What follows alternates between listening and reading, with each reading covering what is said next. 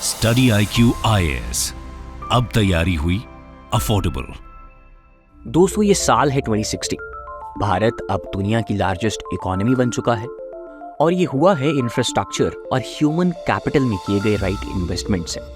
जहां इन्हीं में से एक क्रूशियल इन्वेस्टमेंट भारत ने आज से लगभग 36 साल पहले 2024 में किया था, जिसकी वजह से आज 2060 में दुनिया की third largest economy United states of America से लेकर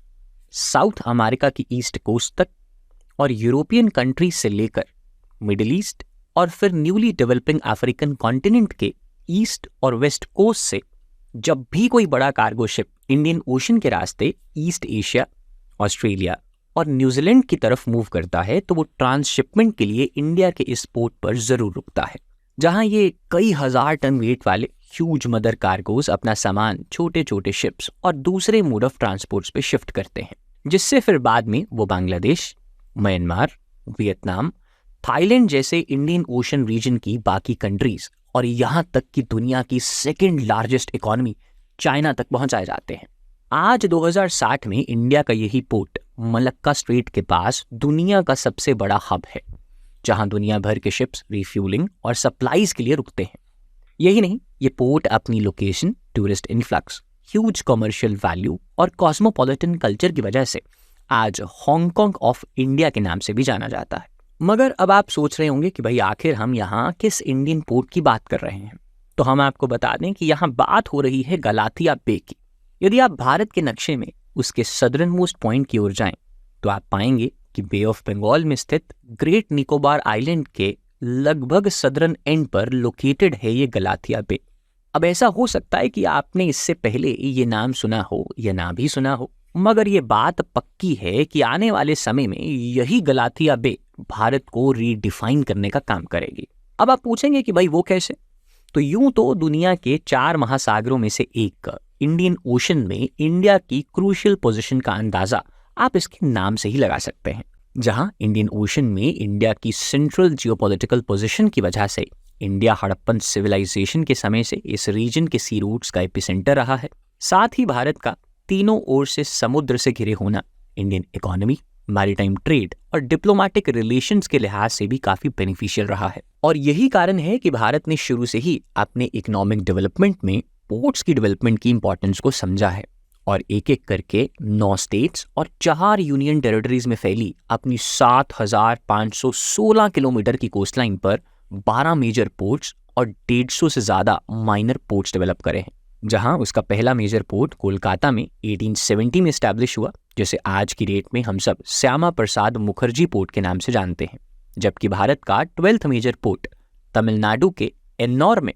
2001 में एस्टैब्लिश किया गया, जिसे आज कामराजार पोर्ट के नाम से जाना जाता है। मगर अब इसके लगभग 25 साल के बाद भारत अपनी मेजर पोर्ट्स की लिस्ट में एक और नाम जोड़ने जा रहा है, जहां भारत ग्रेट निकोबार आइलैंड में स्थित गलाथिया बे पर देश का 13th मेजर पोर्ट एस्टैब्लिश करने की तैयारी में है। लेकिन अब आप कहेंगे कि आखिर इसमें क्या नई बात है? आफ्टर ऑल भारत जो वॉल्यूम के अकॉर्डिंग अपने इंटरनेशनल ट्रेड का 95% और वैल्यू के according almost 70% trade already maritime routes के थ्रू करता है, उसके लिए एक नया मेजर पोर्ट को एस्टैब्लिश करने में क्या इतना स्पेशल है? तो हम आपको बता दें कि गलाथिया बे का ये प्रोजेक्ट केवल एक मेजर पोर्ट ही नहीं, बल्कि एक मेगा ICTP यानी इंटरनेशनल कंटेनर ट्रांसशिपमेंट पोर्ट के रूप में भी डेवलप किया जा रहा है, जिससे देश के मैरीटाइम इंडिया विजन 2030 और अमृत काल विजन 2047 के अकॉर्डिंग तैयार किया जा रहा है। यही कारण है कि अभी से ये बात मानी जाने लगी है कि ये प्रोजेक्ट भारत की जियोपॉलिटिकल स्ट्रैटेजी के लिहाज से एक गेम चेंजर साबित होने वाला है,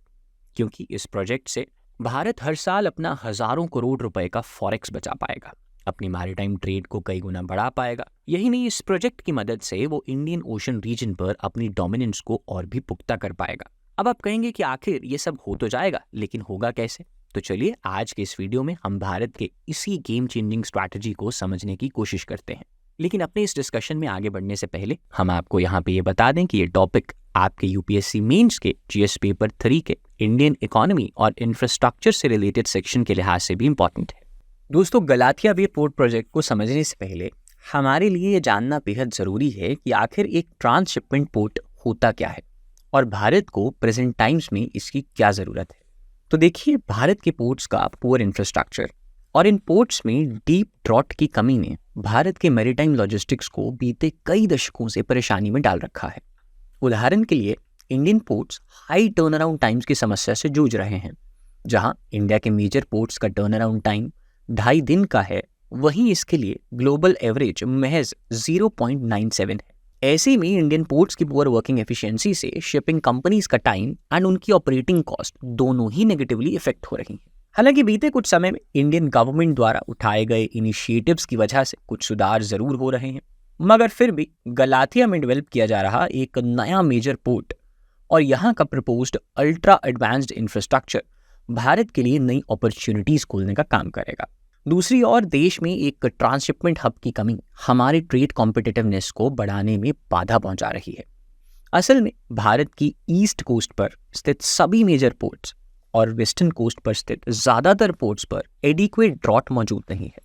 यहाँ हम आपकी जानकारी के लिए बता दें कि पोर्ट्स या शिप के कॉन्टेक्स्ट में ड्रॉट का मतलब पोर्ट या शिप के बॉटम मोस्ट पॉइंट और वाटरलाइन के बीच के वर्टिकल डिस्टेंस से है। जहां भारत के इन सभी पोर्ट्स पर मोस्टली 8 से 12 मीटर की रेंज में ड्रॉट देखने को मिलता है, जबकि दुनिया के मेजर इंटरनेशनल पोर्ट्स पर मौजूद बर्थ्स और चैनल्स में ड्रॉट की रेंज 15 से 20 मीटर्स के बीच होती है।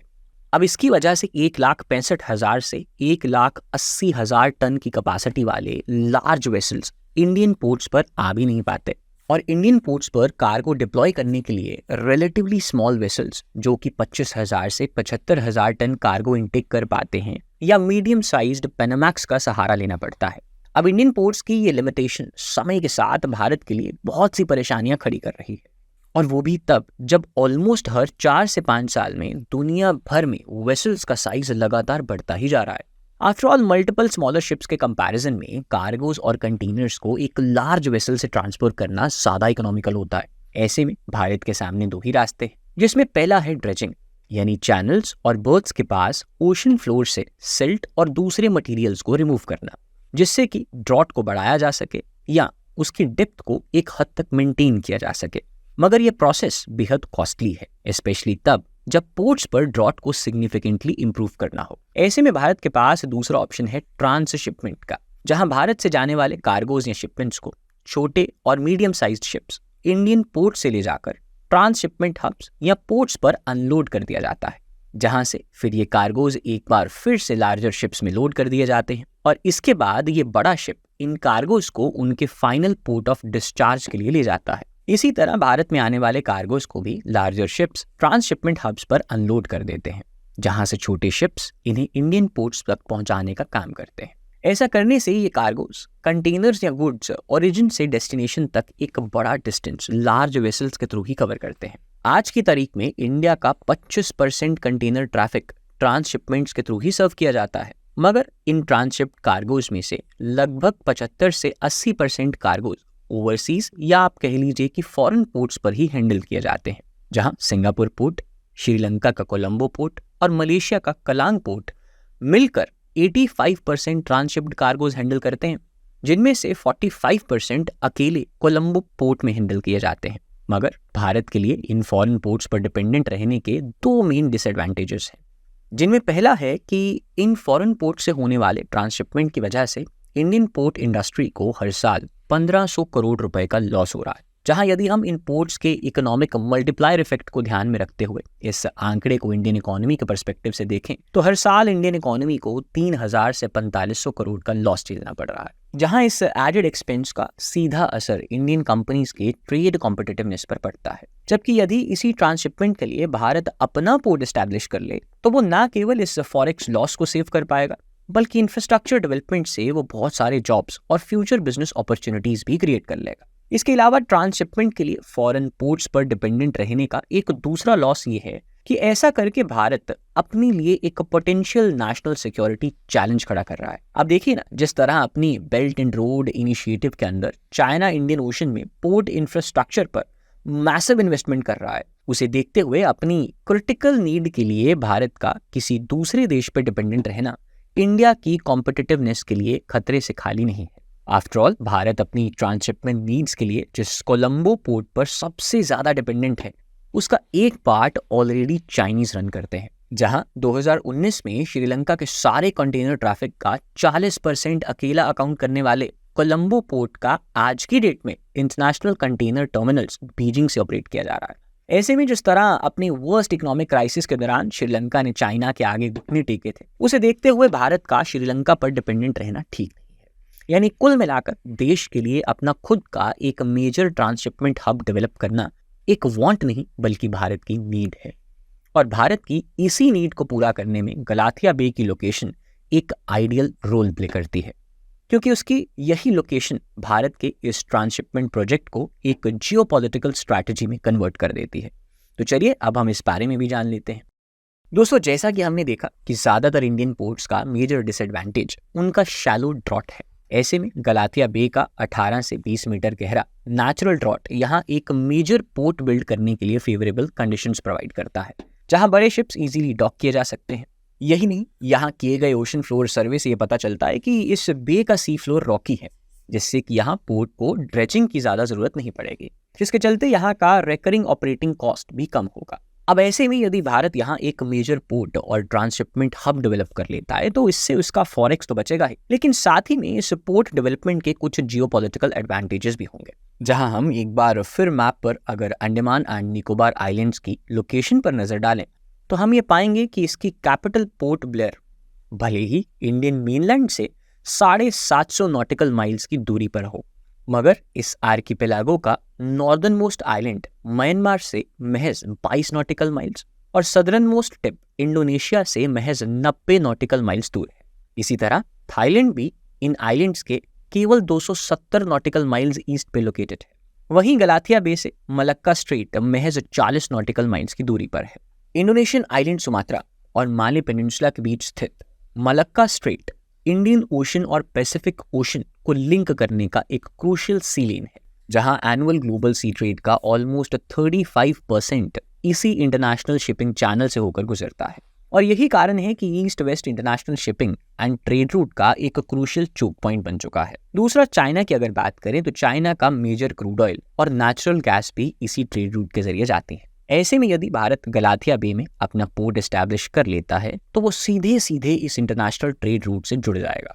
यही नहीं, इस ईस्ट वेस्ट सी रूट पर गलाथिया इस रीजन के दूसरे एग्जिस्टिंग ट्रांसशिपमेंट हब्स जैसे कि कोलंबो, पोर्ट क्लांग और सिंगापुर से भी इक्वी डिस्टेंट है। यदि ऐसे में भारत गलाथिया बे में एक international container transshipment port develop कर लेता है तो ये भारत के साथ साथ इस रीजन की कुछ फास्ट ग्रोइंग मेजर इकोनॉमीज जैसे कि वियतनाम, इंडोनेशिया, म्यांमार और बांग्लादेश के लिए भी ट्रांसशिपमेंट हब बनने का काम करेगा, जहां आज की स्थिति में बांग्लादेश और म्यांमार के 70% कार्गोज सिंगापुर से ही ट्रांसशिप होते हैं, जबकि निकोबार आइलैंड सिंगापुर के कंपैरिजन में इन दोनों देशों के ज्यादा करीब है। अब ऐसे में भारत के इस न्यू प्रोजेक्ट को इन देशों का सपोर्ट और फ्यूचर बिजनेस जरूर प्राप्त होगा। बल्कि 2016 में पब्लिश हुई एक जियो टेक्निकल रिपोर्ट के अनुसार अपना great Nicobar island Australia, Japan और कोरिया रूट के लिए भी एक आइडियल नोडल पॉइंट बनने का काम कर सकता है। दूसरी ओर हमें ये ध्यान रखना चाहिए कि सी ट्रेड रूट्स रिजिड नहीं होते, बल्कि ये समय के साथ बदलती ट्रेड वॉल्यूम्स और वैल्यूज के साथ बदलते रहते हैं। उदाहरण के लिए एक समय में गल्फ कंट्रीज की ग्रोइंग इकोनॉमीज की वजह से जेबेल अली डायरेक्ट ट्रेड रूट पर आ गया था, जिसके बाद बड़ी से बड़ी मदर वेसल्स भी अपने रूट्स को बेंड करके यहाँ आने लगी। ऐसे में जैसे जैसे इंडियन ओशन रीजन में इन ग्रोइंग इकोनॉमीज का इकोनॉमिक डेवलपमेंट बढ़ेगा तो गलाथिया बे पोर्ट का सिग्निफिकेंस खुद ही बढ़ता रहेगा। यानी ये बात जाहिर है कि यदि भारत गलाथिया मेगा पोर्ट को टाइम बाउंड मैनर में कंप्लीट करने में कामयाब हो जाता है तो आने वाले समय में इसी पोर्ट की मदद से भारत evolving Indo Pacific geopolitical region में अपनी प्रेजेंस और इन्फ्लुएंस को भी स्ट्रॉन्ग कर पाएगा, जहां ये पोर्ट इस ट्रेड रूट पर ट्रेड और सिक्योरिटी के गेटवे के रूप में अपनी एक नई पहचान बना पाएगा। आफ्टर ऑल गलाथिया के पास एक एडेड एडवांटेज ये भी है कि इंडियन फोर्सेस का ट्राई सर्विसेज कमांड भी इसके पास ही सिचुएटेड है। ऐसे में भारत के लिए इस प्रोजेक्ट की क्रूशियलिटी को साफ समझा जा सकता है और यही कारण है कि इस प्रोजेक्ट को लेकर जो बातचीत 2020 में ही शुरू हो गई थी उसे 2024 आते आते शुरू भी कर दिया गया है। तो चलिए अब हम इस प्रोजेक्ट से जुड़े डिटेल्स को भी समझ लेते हैं। दोस्तों, अगस्त 2020 में प्रधानमंत्री नरेंद्र मोदी ने अंडमान निकोबार आइलैंड्स में फास्टर, चीपर और अधिक reliable internet and communication services provide करने के लिए एक नए प्रोजेक्ट को इनॉग्रेट किया था, जहां इस प्रोजेक्ट में चेन्नई और पोर्ट ब्लेयर के बीच 2312 किलोमीटर लंबी सबमरीन ऑप्टिकल फाइबर केबल को लिंक किया जा रहा था। उसी दौरान पीएम मोदी ने इस बात की घोषणा कर दी थी कि इस गवर्नमेंट टेरिटरी में एक ट्रांसशिपमेंट पोर्ट डेवलप करने के लिए प्रपोजल्स पर गौर करा जाना चाहिए। जिसके 3 साल के भीतर ही 2023 में गवर्नमेंट ने इस मेगा पोर्ट प्रोजेक्ट के लिए बिड्स भी इनवाइट कर दिए। इसी बीच तैयार हुए करंट प्लान के मुताबिक गलाथिया बे में ICTP डेवलपमेंट का काम 4 फेजेस में 2058 तक कंप्लीट हो जाएगा। इसकी प्रोजेक्ट की एस्टिमेटेड कॉस्ट 41,000 करोड़ रुपए आंकी जा रही है। एस्टिमेट्स के मुताबिक इस प्रोजेक्ट के पहले फेज का काम 2028 तक कंप्लीट हो जाने का अनुमान है, जहां इस पोर्ट की हैंडलिंग कैपेसिटी 4 मिलियन TEUs यानी 20 फुट इक्विवेलेंट यूनिट्स हो जाएगी। फर्स्ट फेज में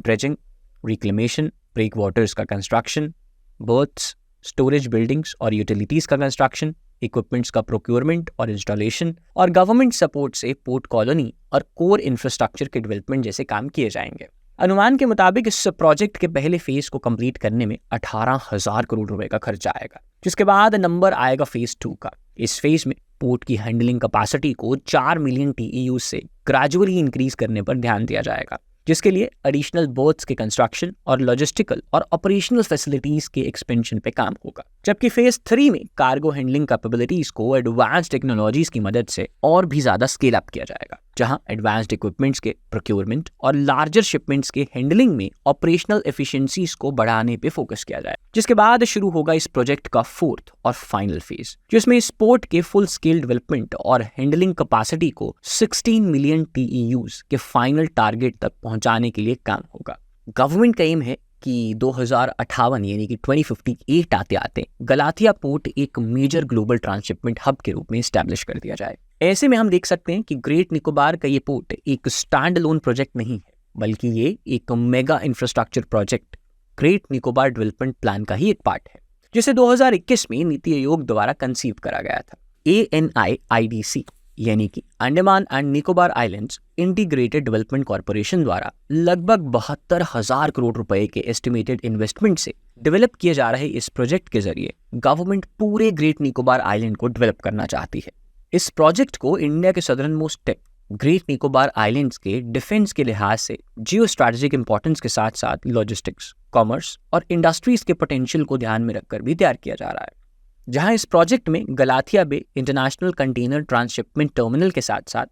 4,000 पैसेंजर्स की पीक आवर कैपेसिटी वाले greenfield great Nicobar international airport, great Nicobar gas और सोलर पावर प्लांट को भी डेवलप करने का प्लान है। यही नहीं, ग्रेट निकोबार के टूरिज्म पोटेंशियल को एफिशिएंटली एक्सप्लॉइट करने के लिए यहाँ 2 नई ग्रीनफील्ड कोस्टल सिटीज डेवलप करने की भी योजना है। मगर ये काम सुनने में जितना आसान दिखाई दे रहा है, इम्प्लीमेंट करने में शायद उतना ही कठिन हो। और ऐसा इसलिए है क्योंकि इस प्रोजेक्ट की इम्प्लीमेंटेशन और वायबिलिटी में बहुत से लॉजिस्टिकल और डीप रूटेड इश्यूज मौजूद हैं। तो चलिए अब हम इस इश्यूज के बारे में भी जान लेते हैं। दोस्तों, गलाथिया बे का ये रीजन जहां ये मेगा प्रोजेक्ट प्लान किया जा रहा है, वो एक इकोलॉजिकली सेंसिटिव रीजन भी है, जहां गलाथिया बीच इंडियन ओशन में जो वर्ल्ड के लार्जेस्ट सी टर्टल यानी कि जायंट लेदरबैक का एक सिग्निफिकेंट नेस्टिंग साइट है। यही नहीं, इस प्रोजेक्ट से जुड़े एनवायरमेंटल इम्पैक्ट असेसमेंट रिपोर्ट में ये बात भी सामने आती है कि यहाँ बहुत से कोरल कॉलोनीज और मैंग्रोव्स भी मौजूद हैं। अब यही कारण है कि 1997 में गलाथिया बे का ऑलमोस्ट अराउंड 11 स्क्वायर किलोमीटर से ज़्यादा का सी, कोस्टल और कोस्टल फॉरेस्ट का हिस्सा एक वाइल्ड लाइफ सेंचुरी के रूप में बनाने का प्रपोजल दिया गया था। यही नहीं, ये सारा region clearly coastal regulation zone से रिलेटेड लॉस के CRZ1 कैपिटल A में आता है। ऐसे में यहाँ पोर्ट बिल्ड करना बिल्कुल आउट ऑफ द क्वेश्चन लगता है। मगर 2020 में इस प्रोजेक्ट को डिक्लेयर करने के साथ ही इंडियन गवर्नमेंट ने गलाथिया बे में कंस्ट्रक्शन के लिए ग्राउंड्स को तैयार करना शुरू कर दिया था, जहां जनवरी 2021 में इसके वाइल्ड लाइफ सेंचुरी के स्टेटस को सबसे पहले सरकार ने डिनोटिफाई किया। यही नहीं, जब इस प्रोजेक्ट के अगेंस्ट नेशनल ग्रीन ट्राइब्यूनल में एक केस फाइल किया गया तो NGT ने मिनिस्ट्री ऑफ एनवायरनमेंट के सेक्रेटरी के चेयरमैनशिप में एक हाई पावर्ड कमेटी का गठन किया। मगर ये प्रोजेक्ट केवल एनवायरमेंटल डिग्रेडेशन का केस नहीं, बल्कि यहाँ हमें ह्यूमन राइट्स का भी आउटराइट वॉयलेशन देखने को मिला। और ऐसा इसलिए है क्योंकि ये प्रोजेक्ट जिस ग्रेट निकोबार आइलैंड पे डेवलप किया जा रहा है वो एंडेंजर्ड और लार्जली अनकॉन्टेक्टेड शॉम्पमैन ट्राइब का घर है, जो यहाँ के थिकली फॉरेस्टेड एरियाज में रहते हैं। अब वही फॉरेस्ट जिसके एक हिस्से को इस प्रोजेक्ट के लिए काटा जा रहा है, अब इसके रिगार्डिंग इसी साल फरवरी में 13 देशों के 39 स्कॉलर्स ने प्रेसिडेंट द्रौपदी मुर्मू को एक ओपन लेटर भी लिखा। यही नहीं, इसे लेकर पार्लियामेंट में भी ऑपोजिशन ने सरकार को काफी घेरा था। मगर इस सबके बीच ministry of environment, forest and climate change की ओर से इस प्रोजेक्ट को एनवायरमेंटल क्लियरेंस दिया जा चुका है, जिसके बाद इस प्रोजेक्ट के लिए स्टेज 1 फॉरेस्ट क्लियरेंस भी ऑब्टेन किया जा चुका है। यही नहीं, ग्रेट निकोबार आइलैंड में हो रहे इस डिफॉरेस्टेशन को जस्टिफाई करने के लिए गवर्नमेंट ने इससे 2400 किलोमीटर दूर हरियाणा में माइनिंग और रैम्पेंट कंस्ट्रक्शन से डिग्रेड हो रही अरावली फॉरेस्ट को प्रोटेक्टेड फॉरेस्ट का टैग दे दिया है। जहां सरकार का तर्क है कि ग्रेट निकोबार में हो रहे फॉरेस्ट डिग्रेडेशन के बदले हरियाणा के 5 डिस्ट्रिक्ट्स में, जिसमें गुड़गांव, नूंह, रेवाड़ी, महेंद्रगढ़ और चरखी दादरी में 22,425 हेक्टेयर को प्रोटेक्टेड फॉरेस्ट नोटिफाई किया जा चुका है, जबकि 1,928 हेक्टेयर फॉरेस्ट को आने वाले समय में प्रोटेक्टेड फॉरेस्ट का टैग दिए जाने की योजना है, जिसके बाद कंस्ट्रक्शन, कैटल ग्रेजिंग, पास्चरिंग, फिशिंग और हंटिंग जैसी सभी नॉन फॉरेस्टेड एक्टिविटीज पर रोक लगा दी जाएगी। हालांकि सरकार के इस फैसले के बाद से ही एक्टिविस्ट लगातार ये सवाल कर रहे हैं कि आखिर हरियाणा में कंपनसेटरी अफॉरेस्टेशन से निकोबार में हो रहे ग्रीनरी और एनवायरमेंटल लॉस को कैसे रिड्यूस किया जा सकता है। मगर फिर भी ये वो अकेली समस्या नहीं है जो इस प्रोजेक्ट की राह में स्पीड ब्रेकर का काम कर रही है। दरअसल CRISIL market intelligence and analytics के सीनियर डायरेक्टर जगन नारायण का मानना है कि इस रीजन के दूसरे एस्टैब्लिश्ड पोर्ट्स के अराउंड एक स्ट्रॉन्ग लोकल और रीजनल कार्गो सपोर्ट ऑलरेडी मौजूद है, जबकि गलाथिया पोर्ट के अराउंड इमीडिएट हिंटरलैंड की एब्सेंस इस पोर्ट के लिए एक बहुत बड़ा कॉम्पिटिटिव डिसएडवांटेज क्रिएट कर देता है, क्योंकि इस वजह से गलाथिया के लिए रेगुलर शिपिंग लाइंस और ट्रांसशिपमेंट बिजनेस को अपनी ओर अट्रैक्ट कर पाना एक मुश्किल काम होगा। हालांकि अगर हम इंडस्ट्री एक्सपर्ट्स की माने तो इस प्रॉब्लम को सॉल्व करने के लिए कुछ इनोवेटिव स्टेप्स उठाए जा सकते हैं। उदाहरण के लिए इनिशियल ईयर्स में कार्गोज को यहाँ अट्रैक्ट करने और हायर कार्गो वॉल्यूम्स जनरेट करने के लिए कॉम्पिटिटिव टैरिफ्स ऑफर करने, एफिशिएंट लॉजिस्टिक सर्विसेज इंश्योर करने और अगर पॉसिबल हो तो नियर बाय एरियाज में इंडस्ट्रियल जोन्स डेवलप करने जैसे स्टेप्स उठाए जा सकते हैं। यही नहीं, गलाथिया में एक सस्टेनेबल कार्गो बेस जनरेट करने के लिए मेनलैंड इंडिया से बेटर मैरीटाइम और एयरलिंक्स प्रोवाइड करने की भी जरूरत होगी, जिसके लिए ग्रेट निकोबार को मेनलैंड से इफेक्टिवली कनेक्ट करने के लिए एक मल्टी मोडल ट्रांसपोर्ट प्लान तैयार किया जा सकता है, जिससे सिंगल ट्रांसपोर्ट ऑपरेटर के under different modes of transport के जरिए इस पोर्ट को मेनलैंड इंडिया से कनेक्ट किया जा सके। लेकिन इसके अलावा भी इस प्रोजेक्ट के एग्जीक्यूशन के लिए जरूरी कंस्ट्रक्शन मटेरियल को यहाँ तक ट्रांसपोर्ट करना भी इस प्रोजेक्ट की राह में एक बड़ा रोड ब्लॉक क्रिएट करता है। उदाहरण के लिए इस पोर्ट में ब्रेक वाटर क्रिएट करने के लिए जरूरी मैसिव स्टोन्स को एक लंबा डिस्टेंस कवर करके यहाँ लाना होगा, और यही कारण है कि कुछ एक्सपर्ट्स गलाथिया के बजाय केरला के विहिनियाम पोर्ट को प्रायोरिटी देने की बात करते हैं, जो गलाथिया की तरह ही एक डीप ड्रॉट पोटेंशियल प्रोवाइड करता है। यही नहीं, ये पोर्ट यूरोप और पर्शियन गल्फ को ईस्ट एशिया से जोड़ने वाले इंटरनेशनल शिपिंग रूट से महज 10 नॉटिकल माइल्स दूर है। ऐसे में शायद गलाथिया प्रोजेक्ट से जुड़े इन्हीं इश्यूज की वजह से हाल ही में जवाहरलाल नेहरू पोर्ट अथॉरिटी ने इस प्रोजेक्ट पर इन्वेस्ट करने से अपने हाथ खींच लिए हैं। असल में गलाथिया पोर्ट प्रोजेक्ट को JNPA, दीनदयाल पोर्ट अथॉरिटी और पारादीप पोर्ट अथॉरिटी मिलकर फाइनेंस कर रहे थे, मगर अब JNPA ने वाधवन पोर्ट प्रोजेक्ट से जुड़े अपने प्रीवियस ऑब्लिगेशंस का हवाला देते हुए गलाथिया पोर्ट से अपने हाथ खींच लिए हैं। खैर, अब इस सब के बीच ये देखना दिलचस्प होगा कि भाई आने वाले समय में इंडियन गवर्नमेंट इस प्रोजेक्ट को कंप्लीट करने के लिए क्या कदम उठाती है। मगर दोस्तों, आपका क्या विचार है कि क्या भारत के लिए ये गलाथिया बे पोर्ट को डेवलप करना सही होगा? इस बारे में अपने विचार हमें कमेंट सेक्शन में जरूर बताइएगा। साथ ही इस टॉपिक के UPSC मेंस एग्जामिनेशन से रेलेवेंस को देखते हुए हम आपके लिए एक क्वेश्चन छोड़ के जा रहे हैं, जिसका जवाब आप हमें कमेंट सेक्शन में दे सकते हैं। तो आपका सवाल है कि Jawaharlal Nehru port is the first major port of the country to become 100% landlord port. What do you understand by the landlord model of port development? Highlight the significance of the model to achieve the objectives of port-led development in India. Thank you so much. Study IQ IAS, अब तैयारी हुई affordable.